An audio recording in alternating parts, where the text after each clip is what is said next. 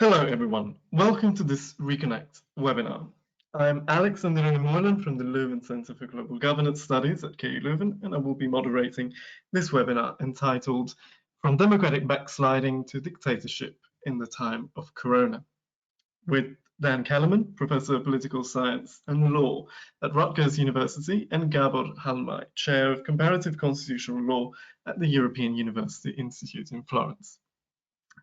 Professor Kelemen is Jean Monnet Chair in European Union Politics at Rutgers and a member of the Council on Foreign Relations. His 2011 book entitled Eurolegalism, The Transformation of Law and Regulation in the European Union, published with Harvard University Press, won the Best Book Award from the European Union Studies Association.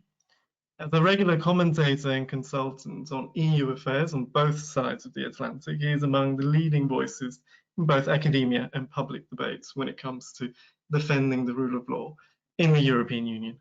So it's a great pleasure to have you with us today, Professor Kelemen. Thanks so much for having me, Alex, and to the whole RECONNECT team. Participating as discussant is Professor Gábor Halmai, who is Director of Graduate Studies at the Law Department of the EUI. His primary research interests are comparative constitutional law and international human rights. Alongside his academic career, he has served as Chief Advisor to the President of the Hungarian Constitutional Court and as a member of the EU Fundamental Rights Agency's Management Board. So we're very glad you could also join us today. Thank you for having me. As many of you know, RECONNECT is a Horizon 2020 project funded by the European Commission on reconciling the EU to its citizens through democracy and the rule of law. Please visit our website at reconnect.eu if you would like to find out more about our research. Now, to the general structure of this webinar. Professor Kelemen will present for about 25 minutes, and then Professor Halmai will share his thoughts and reflections, and Professor Kelemen will have the opportunity to reply. As always, during the presentations, you may send your questions to me via the webinar chat box, which you can access from the control panel. After the presentations, I will bring your thoughts and questions into the debate and allow our speakers to respond. It's my pleasure now to give the floor to our distinguished speaker, Professor Dan Kelemen. We very much look forward to your presentation. Thanks again, Alex and Gábor, and thanks to all of you for watching. I'm going to give some of the background on the development of the autocratic regime in Hungary, and then talk about the latest developments just over the past week or so in light of the corona crisis and the kind of escalation we've seen in Hungary with the emergency law. So let me just begin by saying that the Orbán regime, a lot of people are talking about, oh, corona may have killed democracy in Hungary, but let's be clear, democracy was already dead in the sense that the Orbán regime has long been an autocratic regime. So what we saw last week was a move to dispense with the pretense of democracy and move into a more outright dictatorship.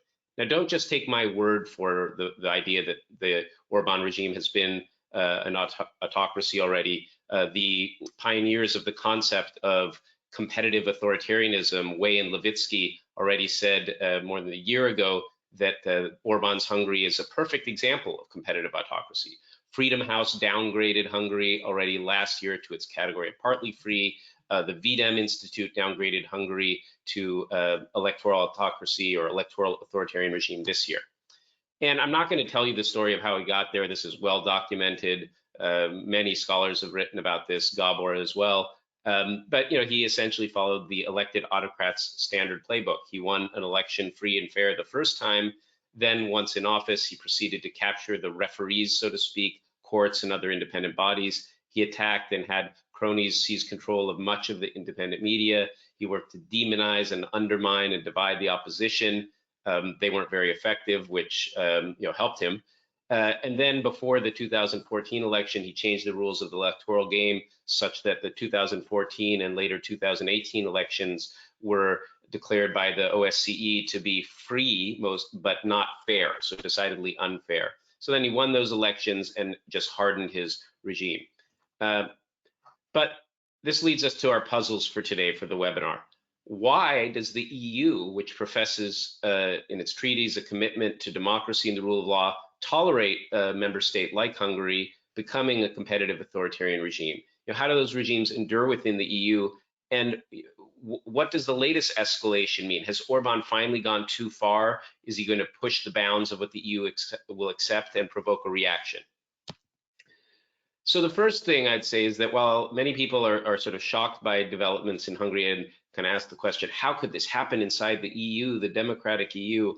You can be angry, but don't be surprised, because the literature on comparative politics, as I've written about in a few articles, makes it very clear that subnational authoritarianism, as they call it, is common within democratic sort of federations. So it's very common if you have an overall democratic polity to have pockets or states that are run by autocrats. We see that all over Latin America, et cetera. And it's especially true in large heterogeneous type federations, of which the EU is one.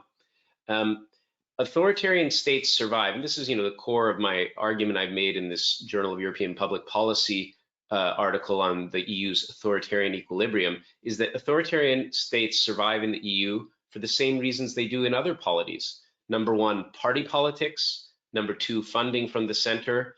And number three, emigration. And I'm going to talk about each of those three factors in a second.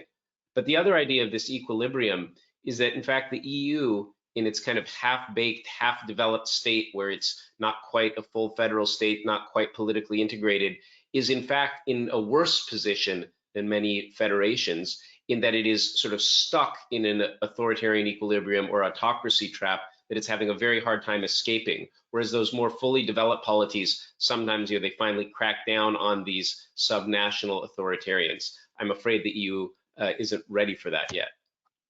Okay, so the idea of this equilibrium, this half-baked equilibrium, is in essence that the EU has enough political development, enough partisan politics at the EU level to create incentives for parties to shield autocrats from punishment, but it doesn't have quite enough of that partisan politics to dislodge them, right? And I'm going to explain that on some subsequent slides, so I'll come back to that.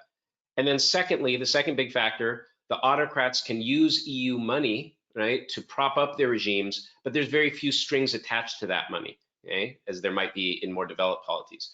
And third, many opponents in the EU simply move to other states, and that happens, in all these kind of situations. But in the EU, they don't get the same kind of voting rights when they emigrate out of their state, like Hungary, to other states.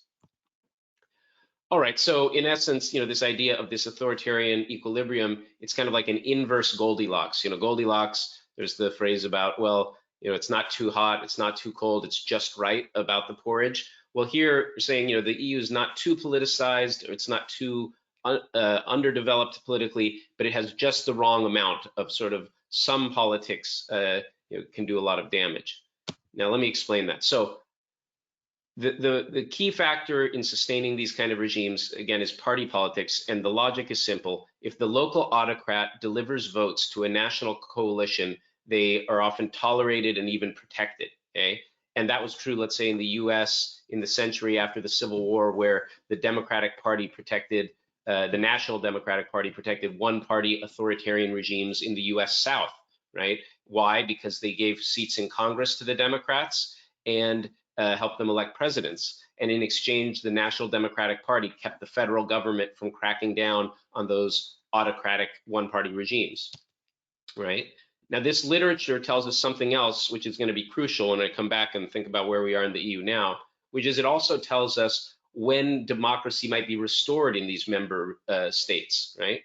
Well, it's in essence when the federal party, who has been the protector, allied with the local authoritarian, starts to find that link politically costly. So if it starts costing them votes at the national level or in their respective states, they might withdraw their support and push for action. Or the other factor is that when the federal parties that are allied with the local opposition, the beleaguered local opposition to the autocrat, if they can intervene to provide direct support to help mobilize the opposition. Now, so again, the problem is if we think about those conditions for intervening and restoring democracy, that the EU's halfway kind of inverse Goldilocks politicization is dangerous because, as I say, it's half-baked.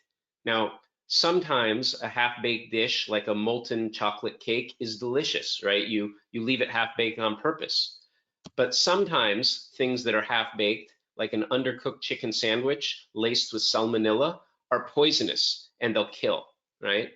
And the point is that Euro parties, right, at these European political parties at the EU level in the European Parliament, and they function across the other institutions, of course, I say they're like the undercooked chicken sandwich. They're half-baked, but they're poisonous, okay? So why? Because Euro parties are not real parties, but they have real power. Few voters know Euro parties exist. Fewer even still know who their member parties are. So you get this situation where the member parties of the Euro parties have incentives to protect pet autocrats in their coalition so they can be as big as possible, keep their Euro party as big as possible, right? And by the way, those incentives have only been increased by efforts to make the European Parliament more powerful, by the Spitzenkandidat process, even though that failed. All of those efforts have increased the incentives to make your Euro party as big as possible and keep pet autocrats. But at the same time, there are very few costs to having a pet autocrat because voters don't tend to punish their parties. I mean, think about it this way. We're going to get to the EPP, et cetera, but just ask yourself this question. How many votes do you think Merkel ever lost for her decade-long alliance with Orbán? I'd say the number approaches 0, right? And until that number goes up, right, the incentives for Euro parties are perverse, okay? Likewise, the allies of the local opposition in the EU can't intervene to help because, in fact, the statute on European political parties makes it illegal for Euro parties to give funding to national member parties of theirs, right? And also it would be viewed in a lot of ways as illegitimate, so they can't help either. All right, so why has the EU failed to intervene in Hungary in the decade in which Orbán has gradually, step by step, using his salami tactics, consolidated his autocratic regime? Well, it's in essence because of the EPP, the European People's Party, or as I like to call it, the European von Papen Party. You'll understand the reference, I hope, or you can look it up if you're not familiar. But the point is the EPP has sheltered and protected Orbán. We've had leading EPP figures like Dahl, who was the past president, or Manfred Weber, endorsing Orbán's re-election in elections that were condemned as unfair by the OSCE. We've had Merkel never lifting a finger or saying a critical word about Orbán publicly. Okay, and then if we look in a more contemporary period, Ursula von der Leyen, the president of the Commission, of course, she was elected with the help of Orbán's votes, right? She gave Orbán's crony the enlargement portfolio, believe it or not, right, to be in charge of promoting democracy and the rule of law in candidate countries, right? Which, of course, denies that policy of any credibility whatsoever, right? And word has it from inside the Commission that while some commissioners like Jourova and Reinders are pushing for action, von der Leyen has been consistently blocking action against the Orbán government. Okay? So again, this slide just summarizes what I went through, and I would just add, that some of you may say, oh, wait a second, the EPP suspended Fidesz. I just want to say quickly that whole suspension was bogus. The whole thing was a red herring to take some of the pressure off when there was mounting political pressure after Orbán's campaign against Juncker and his expulsion of the Central European University. The key thing was that they did not expel Fidesz, Orbán's party, from the EPP group in the European Parliament. So they got to keep their votes on their team, right? They got to have Orbán's support for von der Leyen. So the whole thing about a suspension was just a red herring, okay? All right, and I would just say that the problem with this too is that when you do not take action against an autocrat at the national level in the EU context, because of the very powerful role of member states in having the right to appoint positions within the other EU institutions, you see that the other institutions get poisoned. And by the way, we saw the same thing in the US, where during that century in which the Democrats protected the southern autocratic states, those Southern Democrats became very powerful in Congress and other federal institutions. Well, likewise, I mean, look at this, the EPP, the same week that the CEU started classes in Vienna where they had been expelled, right? The EPP put one of Orbán's MEPs as the vice chair of the education committee in the parliament, right? In charge of the very policy they're violating. As I said, they put Varhey, her lackey, or his lackey, in charge of enlargement. Okay, and I just want to say it's not just the EPP. Other Euro parties have pet autocrats. These dynamics extend to other political families. The ECR, of course, has Kaczynski. ALDE has Babiš. The Socialists had Dragnia, although he's in jail now. But so this phenomena is pervasive. I don't think the Greens have any pet autocrats, so good on them. All right, second factor, and I'm going to be much faster from now on. That was the lengthiest part of the talk. But the second factor is funding. And here I want you to think, you may be familiar, there's a big literature on what's called the resource curse, where oil states or states that have revenues from natural gas and other mineral resources, it can actually pervert their politics, where it creates incentives for autocratic rulers to seize control of the revenue flows and to then distribute rents to their supporters, rather than being effective, accountable governments that sort of just rely on taxes from the general citizenry and be accountable. Well, it's the same dynamic in the EU, but it's structural funds and EU ag funds. They are the equivalent of the oil or the rent, right? That money comes flowing in, and then it actually finances and creates incentives for the autocrat to use that revenue to prop up a clientelistic network. Okay, so there's this perverse situation where the EU, which claims to be promoter of democracy, is a huge funder of autocracy within its member states. Hungary gets the most structural funds on a per capita basis. Poland gets the most overall. And then if you look at agriculture funds, many of you may have seen the New York Times expose about the misuse of EU agricultural funds by autocratic rulers. Well, anyway, the EU has been funding Orbán's pet projects, like his little toy train between his home villages. Balint Magyar has written brilliantly about the mafia state and its also reliance on this. There's lots of press accounts of this all over the place about how Orbán is using taxpayers' money to bankroll his party machine. There you have, the winners of public tenders in Hungary. Of course, the biggest winner is famously Lőrinc Mészáros, who is the gas pipe fitter from Orbán's huge home village, who was a nobody a few years ago, now about the richest, or one of the richest men in the country, most of it on public procurement contracts, a lot of, nearly all co-financed by the EU. All right, and I just want to say that it's striking, just before I leave this topic, that with all the discussion right now about bailouts and coronavirus funding and the worries about moral hazard, all that discussion, the EU money has come with very few strings attached in these areas, whereas the bailout money for the South, there's all this talk about strings and conditions. Just think about this for a second. You can't get ESM bailout money unless you sign the Fiscal Compact Treaty. That was, linked, right? But you can get all the structural funds and ag funds you want from the EU without joining the European Public Prosecutor's Office. And guess what? Orbán's Hungary and Kaczynski's Poland haven't joined it, okay?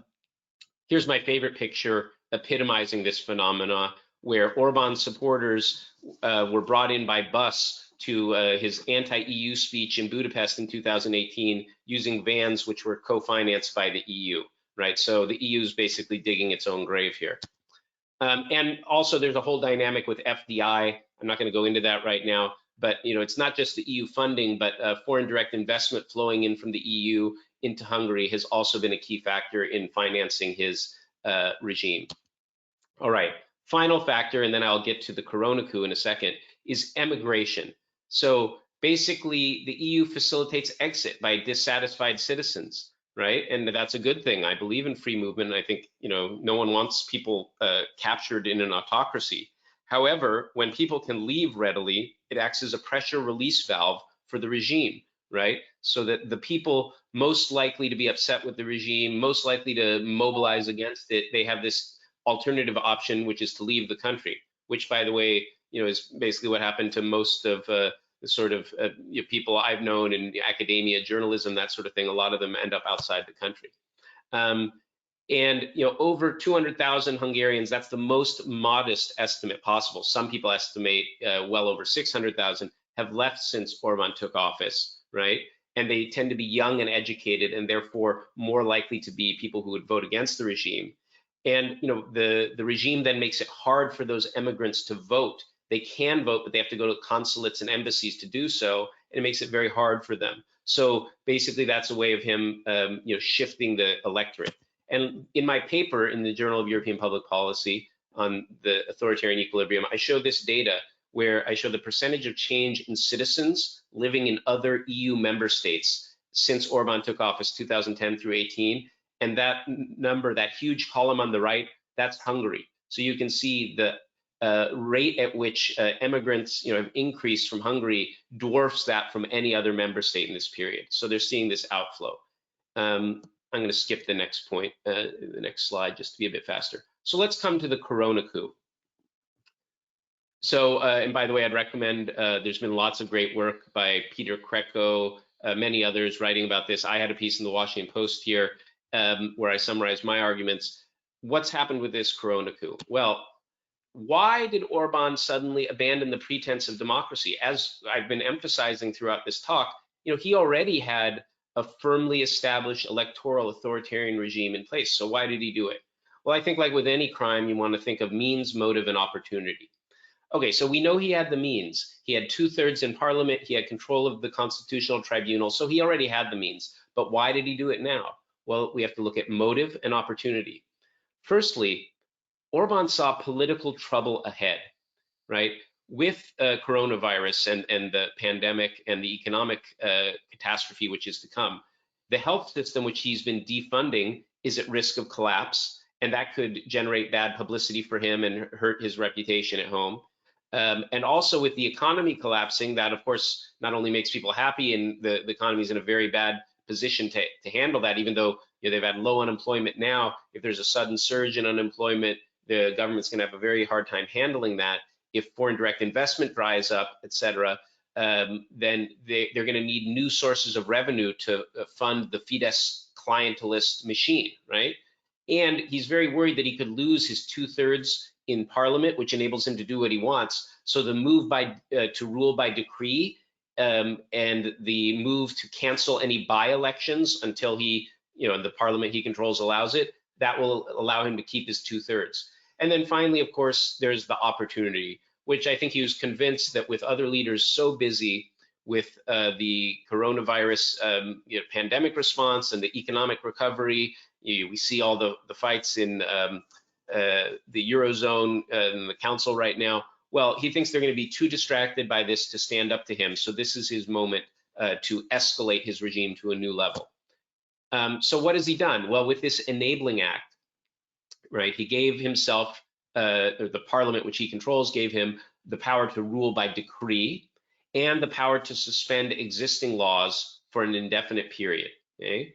There's no sunset clause. Secondly, he established criminal penalties for spreading falsehoods or distorted truths about the pandemic or the government's response to it.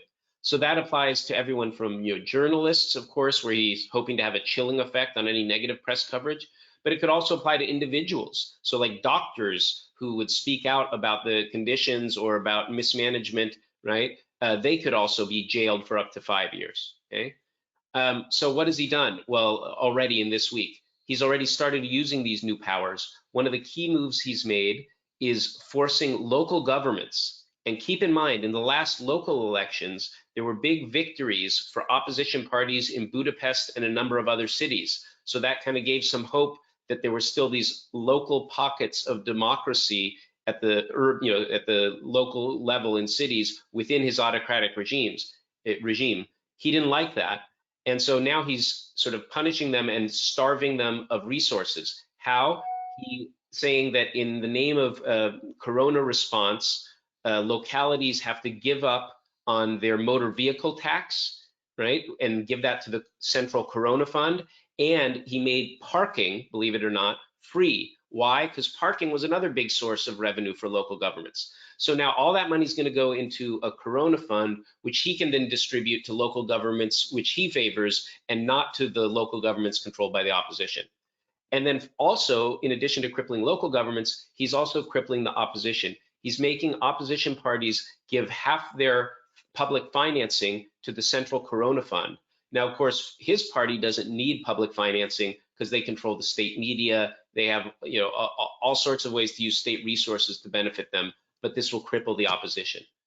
So to conclude, was my depressing paper in the Journal of European Public Policy, was it actually too optimistic? Because I concluded, right, in that paper, in this passage, I say, while EU membership may not assure that member states remain democracies, it will likely prevent them from becoming full-blown dictatorships. That seemed like a modest claim, but I think it may have been too optimistic.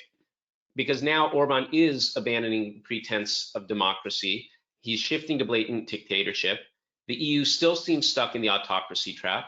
The EPP, there has been movement. There was this letter of 13, now it's 14, because PO from Poland signed on, member parties calling for his expulsion. There's a similar letter within the EPP group in the European Parliament.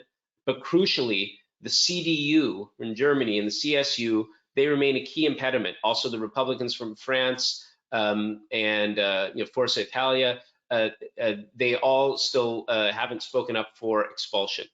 But by now, it's maybe too late almost. I mean, they should be kicked out, but even if they are, Orbán can now join Kaczynski or Salvini in one of these other groups. He, in turn, is protecting Kaczynski, who's going for similar dictatorial moves. I'm afraid that the rot is spreading. It's definitely spread to Poland. It looks like it may be spreading in Romania, Bulgaria, Malta in different ways. Is there any reason for optimism? I wouldn't say that I'm optimistic. There's a bit more interest being shown by some of the EU institutions into cutting off Orbán's funding. And I guess what I'd say is, in the end, right, that's really all that matters. That's the language he speaks. The EU can and it should suspend funds to the Orbán regime. It's going to be tricky now in the context of Corona, but I think they can still find ways to direct humanitarian funds to the country as needed without fueling his autocracy. Thank you very much. Professor Kelemen, thank you very much for this fascinating, if concerning, overview that you've given us. Professor Halmai, would you like to share with us your thoughts on this? Yes, thank you very much for having me. Before I start very shortly reacting to Dan's speech with a prepared slides, let me say two things in reaction. What is new here after the so-called Enabling Act enacted by the Hungarian Parliament on the 30th of March, which is also called Ermächtigungsgesetz, remembering to the law making Hitler possible to rule by decrees.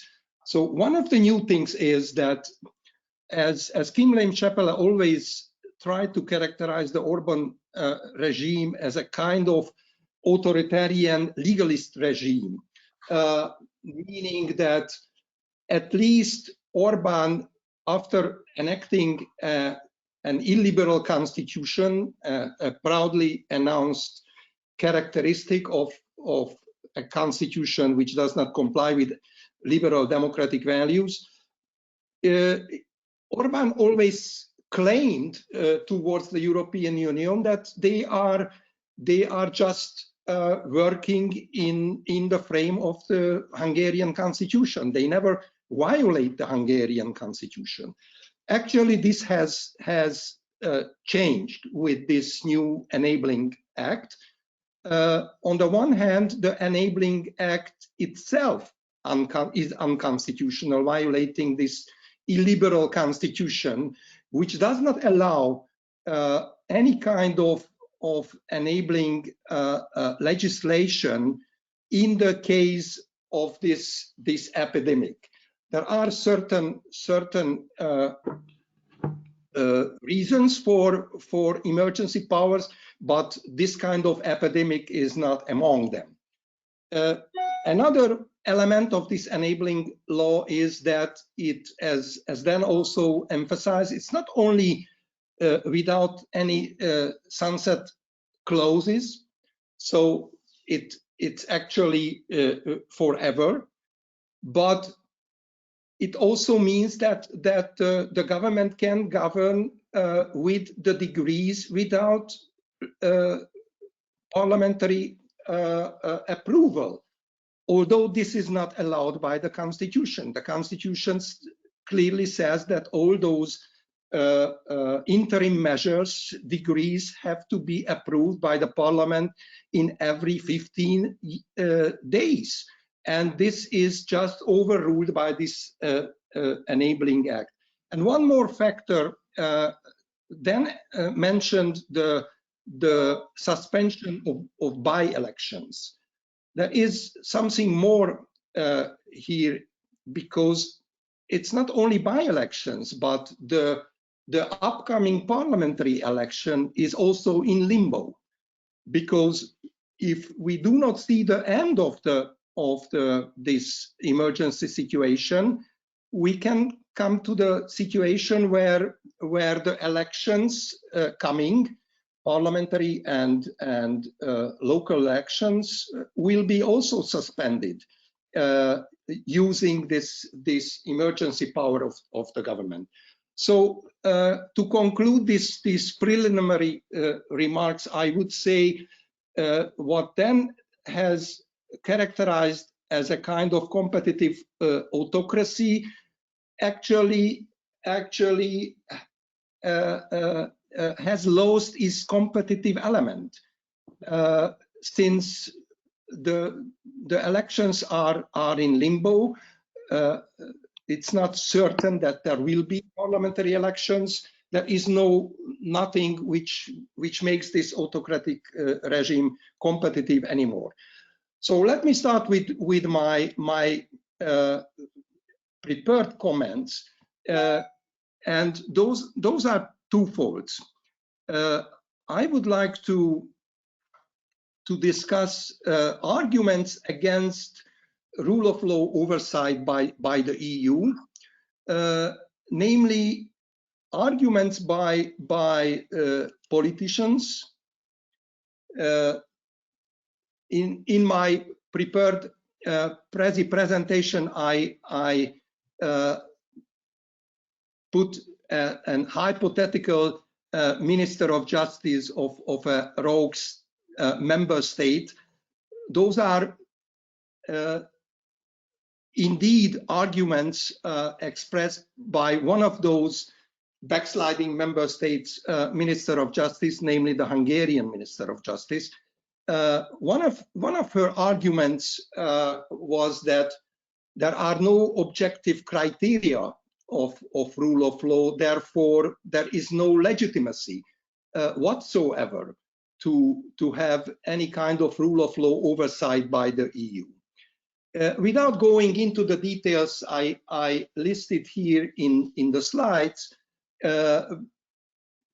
you can see that not only the EU but many other international and transnational organizations, from the UN to the Council of Europe, have really defined measurements and criteria for enforcing compliance with rule of law requirements. Within the EU, the most important requirement is Article 2 of the European Treaty, which lists rule of law is one of the basic values of the European Union altogether. But we can also mention the general practice of the European Court of Justice, which in many cases, most famously in the case of the Portuguese judges, implicitly emphasize the obligation to ensure judicial independence as one of the concrete expressions and signs of the value of the rule of law. The second argument by this Minister of Justice of Hungary is that the EU actually has no competence to rule of law oversight at all. Here again, it's very easy to quote the very infamous Article 7 of the treaty on the breach of the mentioned Article 2 values. Also the provision on the infringement procedure violating EU law. But we can also mention the Article 19 of the treaty, which entrenches effective judicial protection as one of the main values to protect as a rule of law value. Together with Article 47 of the Charter of the Fundamental Rights, which regulates the right to effective remedy and fair trial. The third argument of the Hungarian Minister of Justice is that even this undefined rule of law criteria is not necessary for the protection of the financial interest of the EU.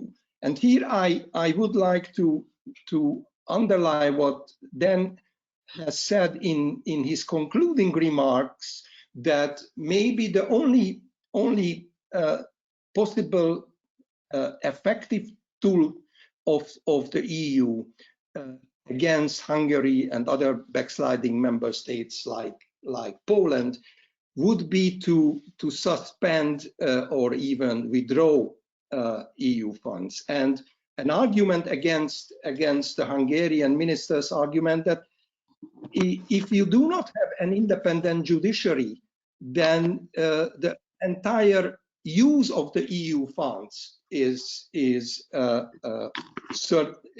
uncertain. Let me move to my other main topic, arguments against rule of law oversight by the EU, and those arguments are mostly to be found in some academic writings. Professor Armin von Bogdandi, director of the Max Planck Institute in Heidelberg, wrote a very influential piece in Verfassungsblog a couple of weeks ago, saying that if the EU would like to really enforce those values, we can come to the very tyranny of values at the very end, using the phrase of Carl Schmitt. Bogdan's main argument against the overuse of Article 2 and the values entrenched in there is Article 4.2 of the treaty, which emphasizes that domestic democracy and national constitutional identity is also one of the core values of the EU, which must be respected in all member states' constitutional structure. Let me argue against this kind of protection against the tyranny of values by saying two things. One, as both Dan and myself argue, that there is no such thing as democracy anymore in Hungary. By the way, I'm convinced that the term illiberal democracy is an oxymoron by itself. If something is illiberal, not complying with the liberal democratic values, it cannot be democracy at all. So in that sense, there is no protected value here in the case of Hungary, but the same applies to Poland, since they are not liberal democracies anymore. The other possible argument used by Professor Bogdandi is the national constitutional identity. We may remember that when the migration crisis started in 2015, the Hungarian government was the first denying any kind of solidarity action, complying with the so-called relocation plan of the council, referring to the constitutional identity of Hungary. What was this constitutional identity? Actually, famously argued by the Hungarian Constitutional Court, a packed body full with loyalists of the Orbán government. They argued that actually Hungary is a Christian country and do not want to see any other people with different cultures. In all of the previous establishment and arguments about constitutional identity in the EU, this is not an excuse. This is an abuse of the concept altogether. So let me conclude here by saying three things. I'm convinced that if the EU and also the domestic law is disrespected in a member state, democracy is hijacked, the courts are captured and packed. The rights like the freedom of the media, as mentioned by Dan, or I can also mention the freedom of religion are threatened, then the principles of mutual trust, loyalty, mutual recognition, the respect of fundamental rights, and sincere cooperation within the EU prescribed in Article 4.3 of the European Treaty cannot be guaranteed. And as both of us emphasized, a member state cannot say no to the rule of law while saying yes to the EU funding. So the EU should find the solution how this discrepancy between the yes to the funding and no to the values should be solved within the EU. And finally, I guess if the EU will be unable, or as Dan's presentations clearly demonstrated, sometimes even unwilling to protect itself from being a value community, it will be ceased to exist as an economic community as well. Thank you very much. Thank you so much for these comments. Dan, would you like to briefly, very briefly, reply, and then I would go straight to the Q&A. We have lots of questions coming in. Sure. So very briefly, Dan. Can you see me again? I turned my camera back on. We can see you. Unfortunately, the connection is a little slow, but we can hear you, so that's the main thing. All right, I'll just say something very quickly. First, thank you, Gábor, for those comments, and I agree very much with every word Gábor said. And so I would just elaborate maybe on 2 points. One, on this von Bogdandi article, which Gábor mentioned, I also found that a very harmful article, along with Tommaso Pavone and Cassandra Emmons. We wrote a response in Verfassung's blog called The Perils of Passivity. And really it was taking up an idea of theirs that I think is worth mentioning, that the von Bogdandi article reflects, I think, the response we've had from a lot of people, which is, in essence, that they invoke what Albert Hirschman called the rhetorics of reaction, sort of saying, well, you might think you want to help, but be careful, because if you try to do something about Hungary, right, It could, backfire. He talks about perversity. It could backfire. It might prove futile, etc. And so you get this, argument, oh, don't even try to intervene. It'll just make things worse. But, I think that's wrong. And that relates to the other point about funding that Gábor was making. The last thing I'll say is, we often hear, oh, the EU lacks the tools, right? It can't do things. That is totally wrong. The EU has always had the tools. The Common Provisions Regulation, which regulates structural funds, as Israel Butler from the European Civil Liberties Union wrote, and Kim Scheppel and I have written, that already allows the EU to suspend funds. It's just been the Commission's unwillingness to act where needed, and in particular, the Council, right, is of course at the core of this rot because they've failed to do their responsibilities.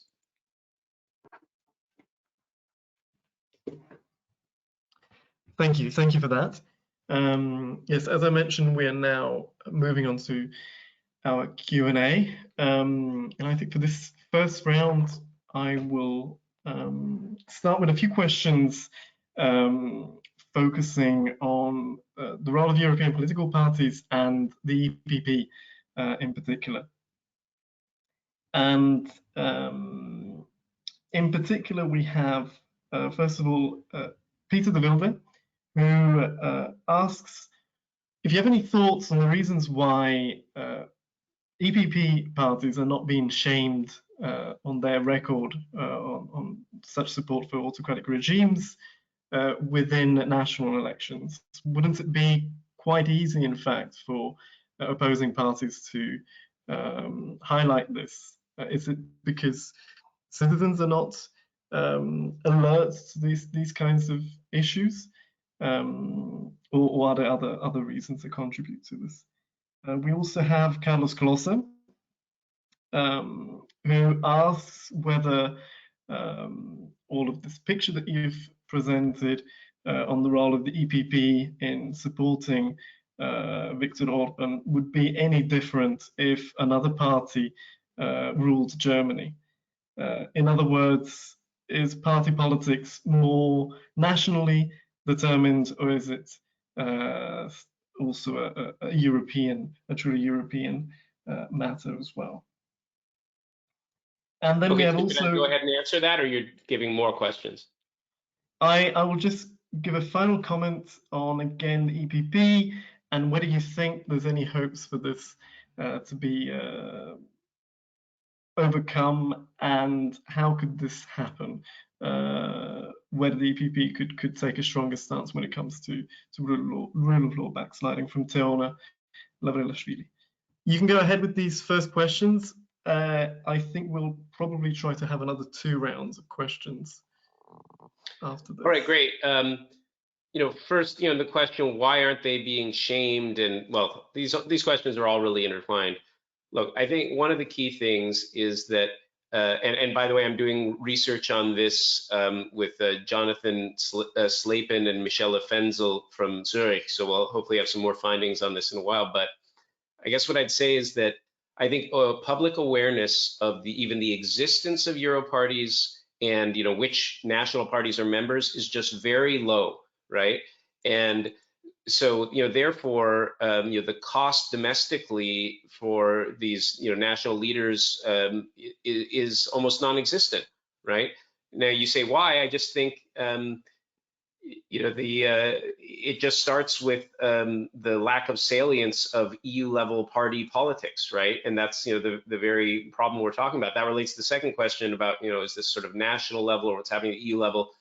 I guess I'd emphasize there's both dynamics. So there's the dynamics within the European Parliament. So there's people like Manfred Weber, right, who for years, right, and other EPP leaders like Joseph Daul, who for years were protectors of the Orbán regime because of their Euro party interest in the parliament.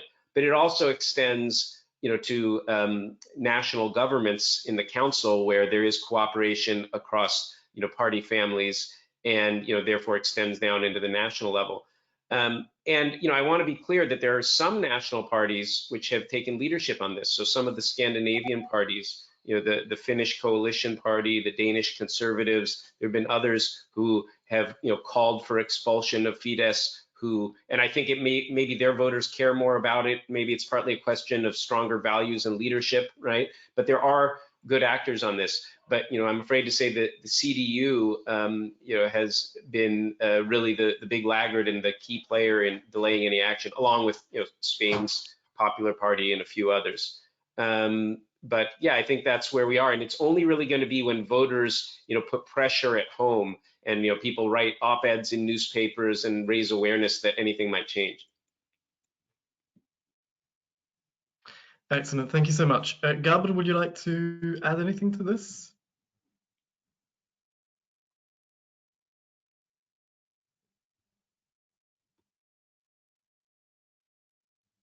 Gábor, can you hear us?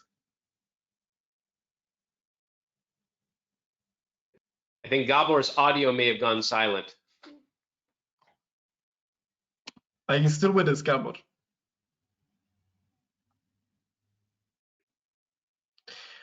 Well, I think it's either muted or not working. We can't hear you, unfortunately. Dan, are you still with us? Oh, I'm here. I hear you fine, if you can hear me. Excellent, excellent. So I think I will have to keep going with the Q&A, unfortunately. Gábor can't hear us. I'll try to get back to him in a moment.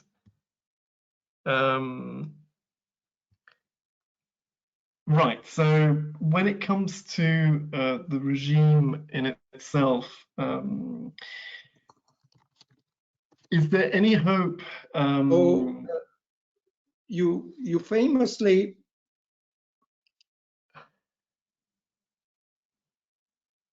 The connection is breaking up, Gábor. Unfortunately, we can't hear you.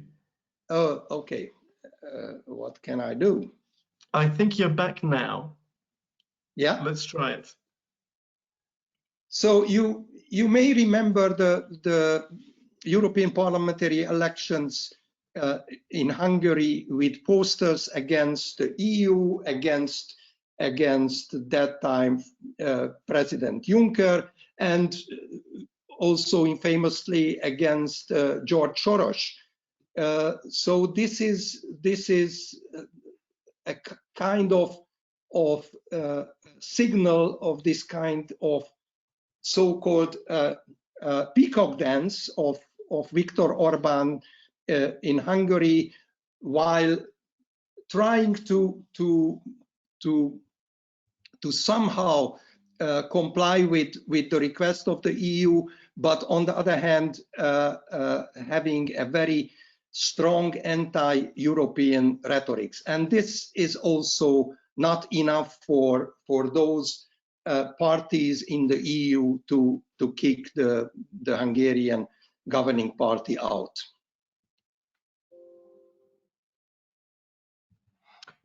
Okay. So back to the questions. As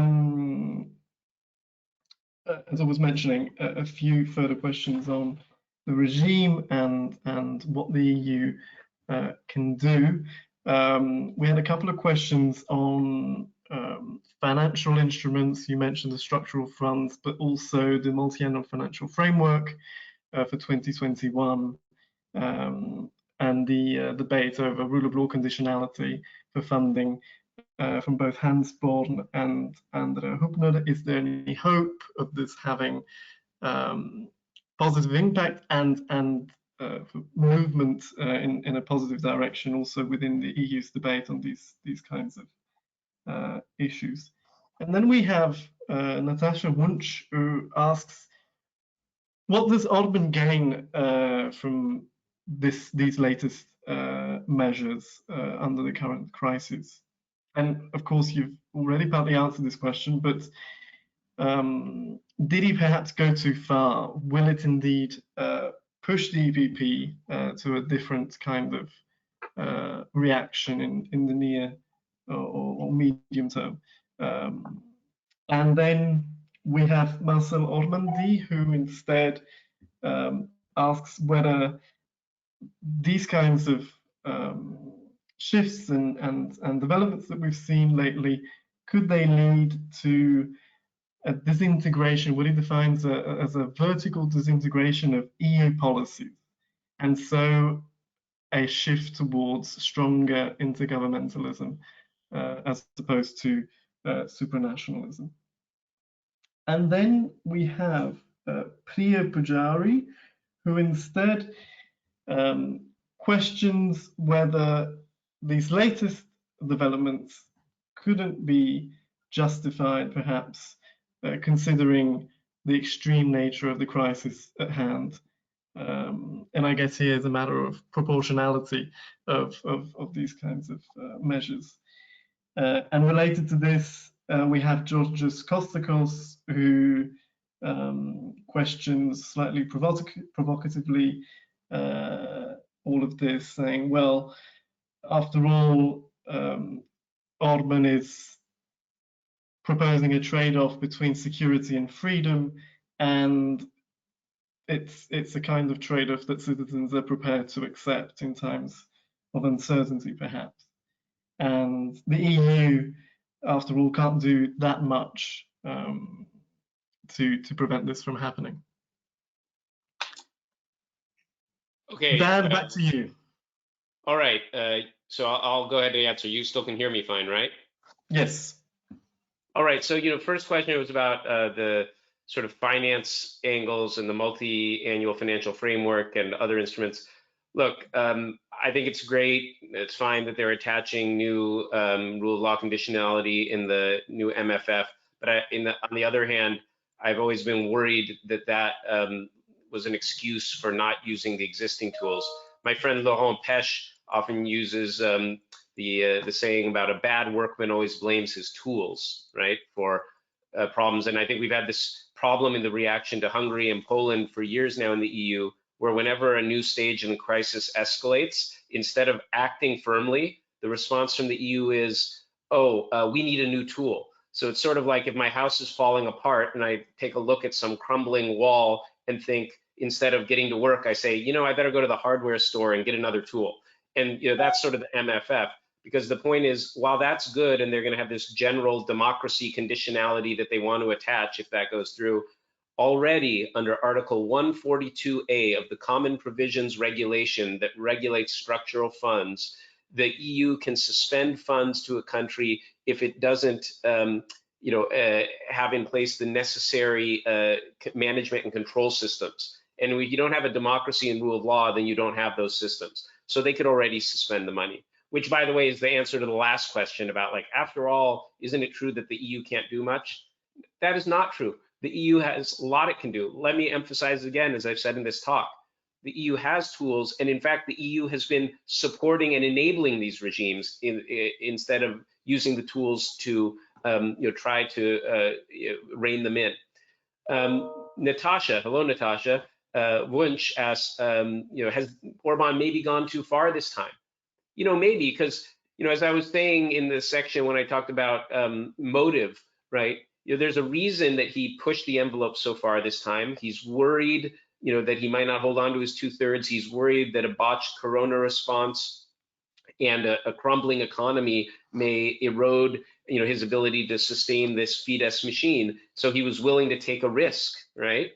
Because he saw this opportunity, he was willing to take a big risk of, as Gábor quite rightly said, before he's restricted himself to this kind of legalistic, autocratic legalism and the pretense of democracy. Now he's really pushed the boundaries. I hope he's gone too far. I hope the EU will react. I hope the EPP will kick him out. I hope his funds would be suspended. But I'm afraid that may be the triumph of hope over experience, right? Based on what we've seen so far. But it's all to play for in the coming days. Someone asked, could this lead to like disintegration? Well, yes. I mean, I've always said for years now, throughout the series of EU crises, migration, Eurozone, Brexit, this is the most profound crisis for the EU, because it's the one that gets at the linchpin of what holds the EU together is its legal order, right? The EU doesn't have a lot of other, sort of cement holding it together other than its legal system. And the moves in Hungary and the moves by the regime in Poland to challenge that legal order are a fundamental threat to the EU. Does that mean the EU would collapse tomorrow? No, but it would start to disintegrate as a legal entity, and then the meaning of EU law just erodes into nothing gradually. And then finally, just quickly, the person asked, well, isn't this justified in terms of the basis? Well, there's a simple answer for that, no, right? Sure, is it justified to have some emergency powers? Of course, governments all over, good democracies are doing that, but that's not what's going on here, right? And we know that because of the context, but also because of the very nature of the measures, that they're indefinite, right? That they include these harsh penalties, for a journalist against the background where he's been oppressing, the free press, right? I mean, right away we see his steps. He's been, the suspending parking fees. What does that have to do with virus response? He also did some move on like restricting trans rights or the recognition, of trans people. Again, these things have nothing to do with the virus response. Thank you so much, Gábor. Yeah, just to follow up Dan's last point. So, when this emergency power has been declared on the 11th of March, there was one single confirmed infection in Hungary. One, which means that certainly this kind of emergency power was not needed to deal with the coronavirus. In other words, this was a pretext. All the measures which have been introduced so far could have been introduced using the ordinary laws. Very interestingly, in the gap between the enactment of the Ermächtigungsgesetz on the 30th of April and the passing of 15 days after the first degree, there was a gap without authorization, and in this gap, the government introduced a curfew using the ordinary law on the health. So everything could be done with the existing legal provisions. So nothing which required this kind of, again, I emphasize, unconstitutional emergency power. One more thing about the funds, and probably this is a kind of optimism. So my reading of some changes in the MFF is certainly something which is a response to Brexit. The lack of money or the reduction of money available. Unfortunately, this crisis will have the same effect. And maybe this will lead to more serious considerations of not spending money to autocratic regimes within the EU. Excellent, thank you so much. We've received multiple questions on two particular areas that would like both of you to share your thoughts with us on in our perhaps final round of questions. The first relates to the future of the Article 7 process against Hungary. How do you see this developing in near future at the level of the Council and so on?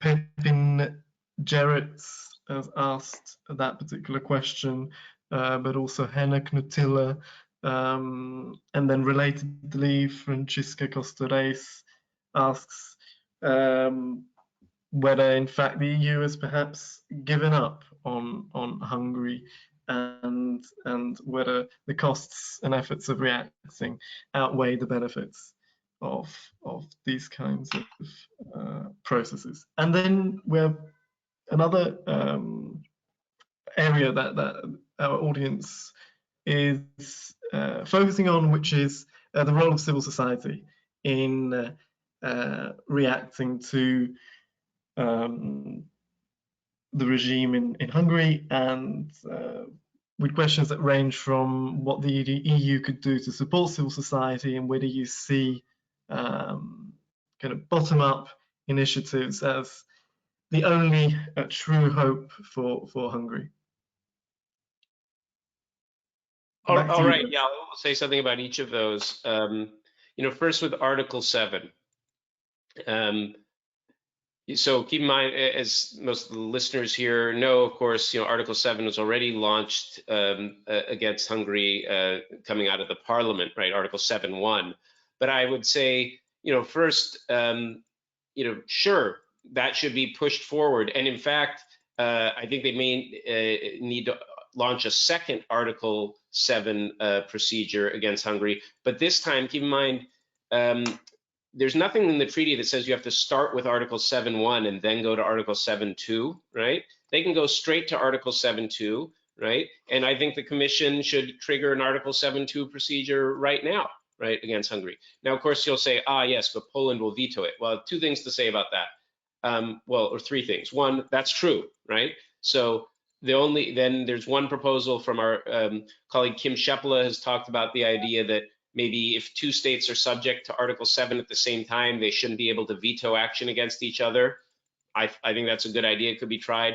But still, maybe Orbán could find someone to veto action against him. I guess my point is, I don't think Article 7 will be the solution in the end. Okay? I have no faith in that. It doesn't mean I don't think they should try, because I'd like to see the votes of states. I'd like to see people put their cards on the table and see who actually wants to defend and try to publicly justify defending Orbán. So I'm all for it. Launch Article 7.2 immediately. But at the same time, there are other tools that can be used, such as the suspension of funds and other things. And also, by the way, Laurent Pech and Alberto Alemano suggested that the whole EPP should basically be suspended as a European political party, because the statute on European political parties says that they have to respect Article 2 values. And by having Fidesz as a member, they aren't doing that. So that would be another pressure point. But anyway, enough on Article 7. Has the EU given up? I don't think so, no, because there's definitely some people in all the institutions. In the Commission, we have people like Jourova. In the parliament, there's certainly a lot of leadership in the parliament of people who really want to address this issue.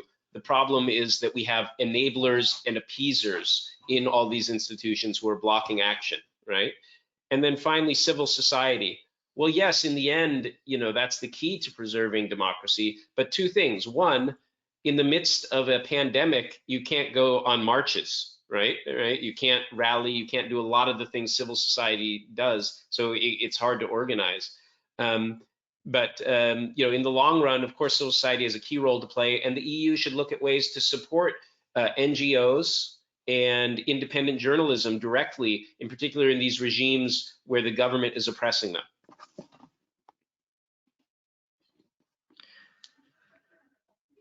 Gábor, you have the floor. Yeah, so I totally agree with both points. Let me add one thing. So it's an irony to talk about Article 7.1, which means a danger to Article 2 values. After 10 years of autocratic regime, it's really nonsense. So I would certainly, if anything, go to Article 7.2, using this enabling act and all these new situation where Hungary became a full-fledged autocratic system. This is a new situation. So let's forget what has happened with Article 7.1. And regarding the civil society, as everyone knows, one of the infringement procedures against Hungary is the so-called foreign agent law, just outlawing all civil society organizations. So one possibility for the EU, even while considering to suspend or cutting funds, is directly sending those funds to civil society organizations and not through governmental authorities, which certainly won't forward that money to the hatred civil society organizations. Thank you so much. I believe this is all the time that we have for today. We've received, of course, more questions, but we will get back to you in writing, perhaps later on. Dan, any concluding remarks? Well, I guess one thing I would say, just to people who posed questions that couldn't get them answered, I put on the slides. You may have seen my my Twitter account at Kelemen or through RECONNECT. You know, please just send some questions that way and get in touch, and I'll try to answer them you know, that way. And I just want to thank RECONNECT and thank Gábor for you know, this opportunity, and just to say, you know, I don't think we should give up hope, right? I think the situation is dire, and you know, but you know, we have to keep pressing for the defense of democracy and the rule of law, and not let, you know, these autocrats you know, try to spoil this union. So I would like to thank our speakers, Professor Dan Kelemen and Professor Gábor Halmai, as well as, of course, as our audience members for taking part in this RECONNECT webinar. For updates on the RECONNECT project and for further information, please visit our website at reconnect-europe.eu. Please stay tuned for our upcoming webinars. Thank you for joining us, and we hope you will join us again next time. From Dan, Gábor, and myself, it's thank you and goodbye. Goodbye.